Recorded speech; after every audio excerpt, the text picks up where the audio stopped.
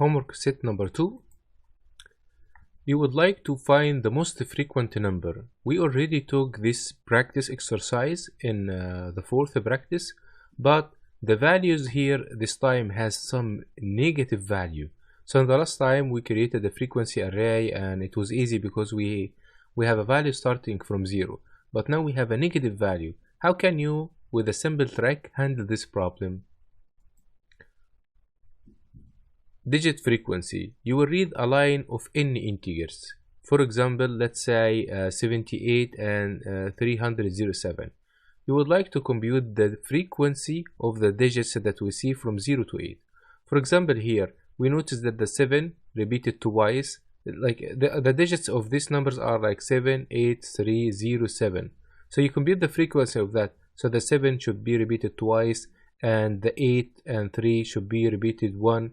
0 should have the frequency of 0 because it never appeared. So take the numbers and consider them as digit by digit and compute the frequency. Before the next problem, I would like to refresh with you that we once took the prefix, suffix, substring, subsequence definitions on strings. The same concepts exactly are the same when it comes to lists, because both the string and the list are just sequences. So for example, the subsequence in the list would be that you have a bunch of items that aren't consecutive, but they are still in order. For example, if the list has letters A, D, E, F, then we notice that A, D, E, F is a subsequence relative to that guy, because here is the A comes first, then the D comes here, then the E comes here, then the F comes here. So the definitions of the prefix, suffix, substring, subsequence are the same. We just, this time, instead of calling it substring, we call it sublist, and that's all. In this homework, you should verify if the input is a subsequence of a second input or not. You will read two lines. In the first one, it has some n integers, and the second one, it has some m integers. Print yes if list 2 is a subsequence of list 1. Sorry, this is list 1. Otherwise, print no. For example, if the input is 1, 2, 3, 4, this is the first list, and this is 1, 4, but I will give you on two different lines. Now you notice that 1, 4 is a sublist of 1, 2, 3, 4. But for example, 4, 1 isn't sublist of 1, 2, 3, 4 because they aren't in order. Here in this big list, minus 10 is here, then 10, then 2, 2, 3 in order. But here we have 3 2's, but here we have only 2 2's, so it doesn't work. And the question is, can you do it in a single loop? In this homework, we have a sequence known as Reka-Man sequence. This is such a big sequence, 0, 1, 3, 6, 2, 7, blah, blah, blah. A big sequence of number. So how can we generate such a sequence? Let's say we have the first items here, 0, 1, 3, 6, 2, 7. The value 7 has an index 5 in a 0-based indexing. To get the next value, there is a rule for this sequence as following. First, compute the value of last value minus last index minus 1. And then check the following two conditions.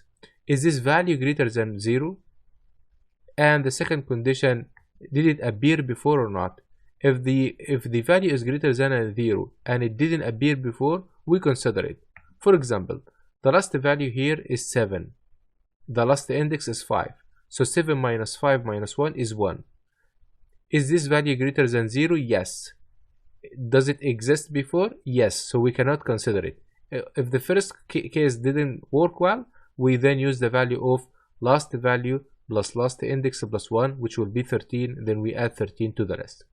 So it keeps going like that. In the next step, for example, the last value will be 13 and the index will be 6. We compute last value minus last index minus 1 and I check the two conditions. If they are good, we add it. If they aren't, we then move to the second equation.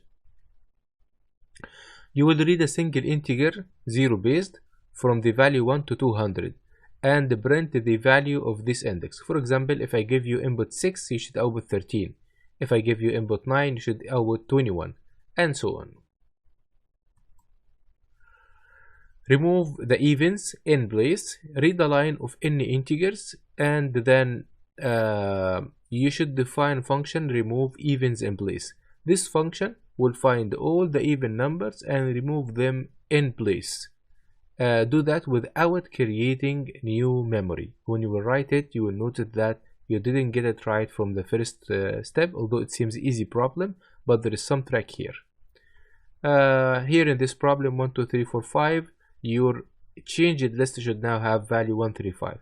If you give it -6 and 6, then the output should be like an empty list. If the input is just an empty line, then the output is just an empty list. That's all.